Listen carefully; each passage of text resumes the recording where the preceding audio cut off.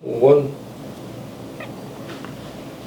So I got a question today, and the question was, Brian, what was the real reason I became a trainer specifically for women? And I thought back,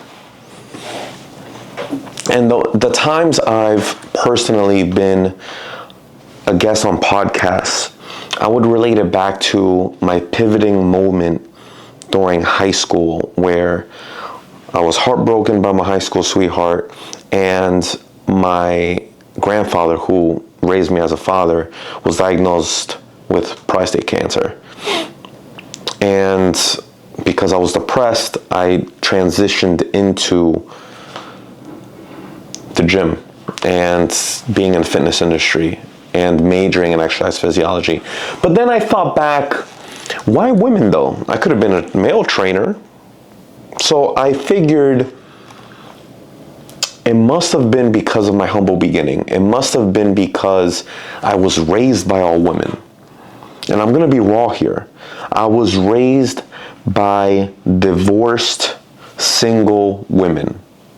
At least 90% of them. And because they were divorced, because they were separated or single, for the most part, they were unhappy. And I could say that because that's my family. Even though I love them to death, I'm putting my feelings aside and I'm being very neutral and non-biased. So I believe because I was raised by just single, unhappy women, that drove me and attracted me more to changing women's lives throughout the 13 years of my career. And based on this, I decided to become the booty doctor. I decided to become a toning specialist. I decided to change women's, not only women's, but moms' lives between the ages of 30 to 45. So let me just bring you back to my humble beginnings.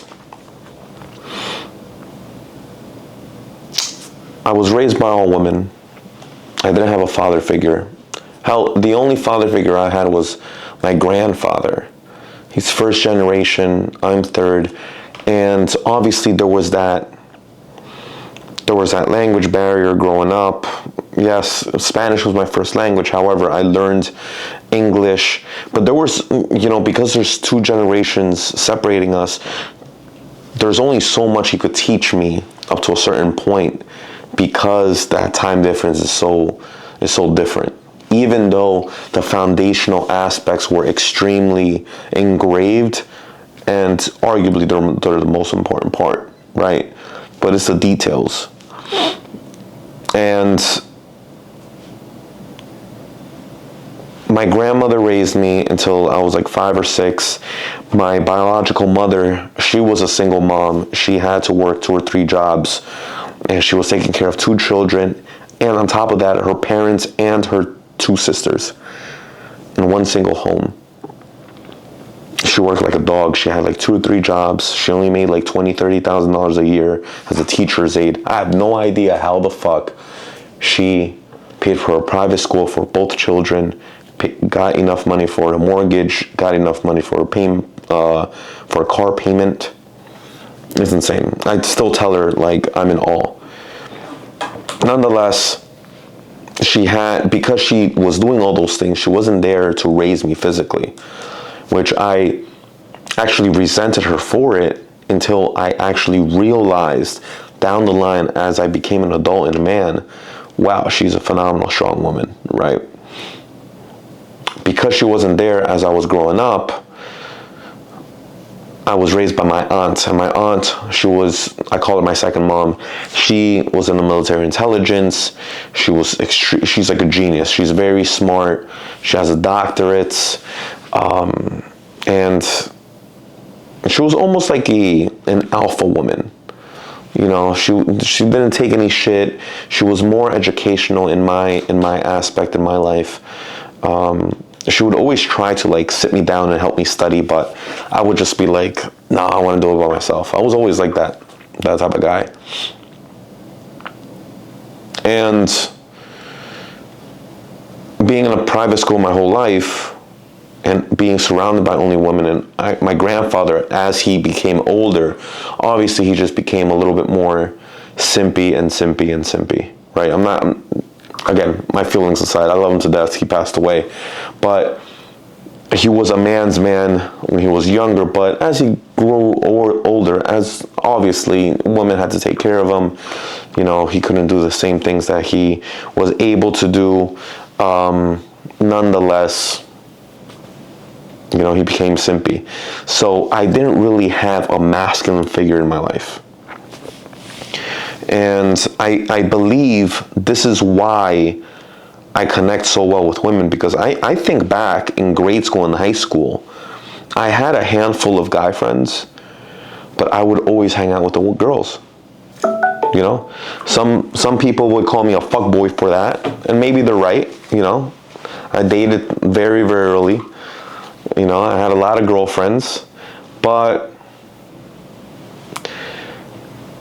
it really shaped my foundations.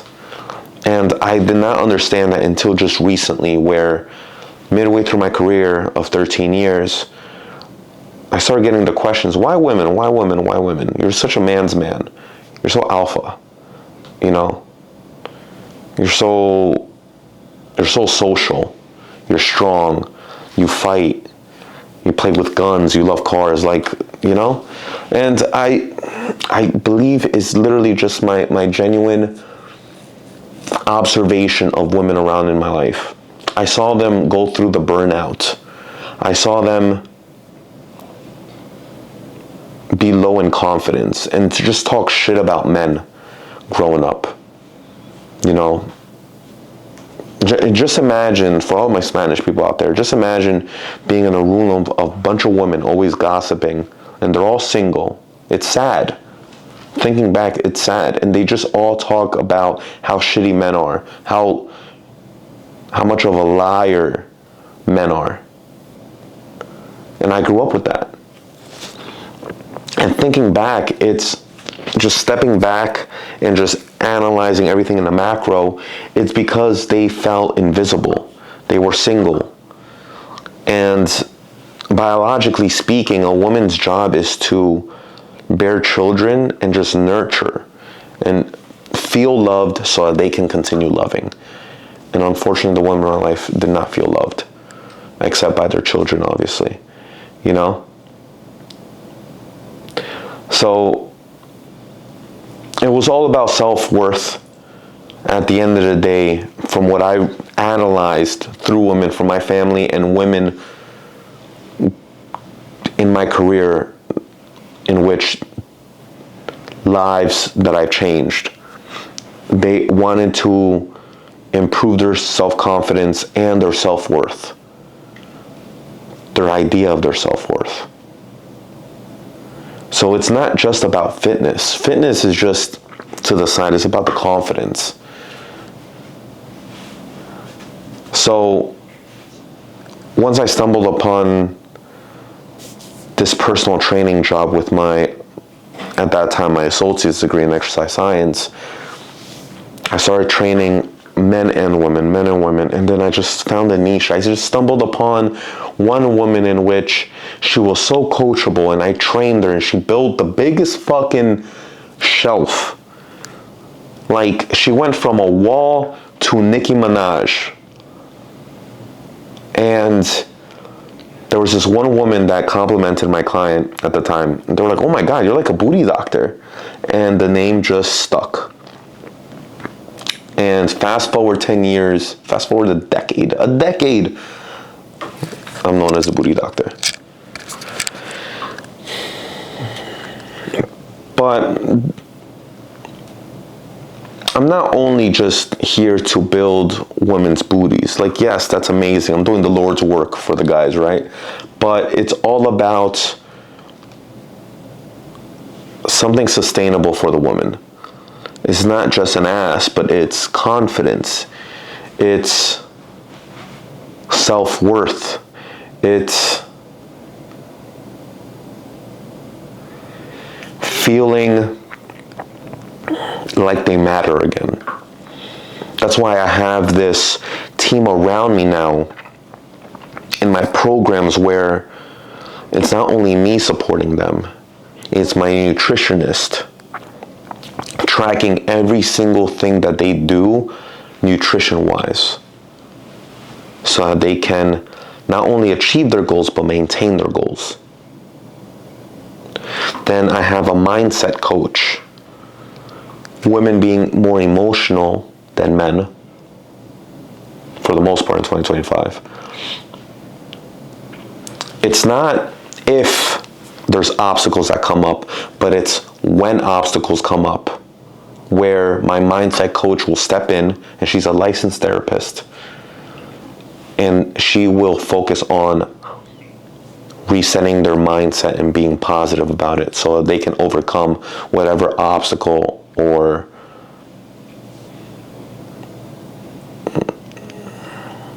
problem they're facing in their life. So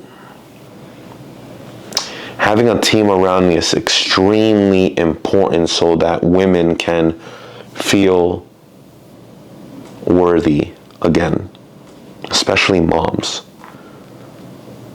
And that is exactly why I became a trainer for women.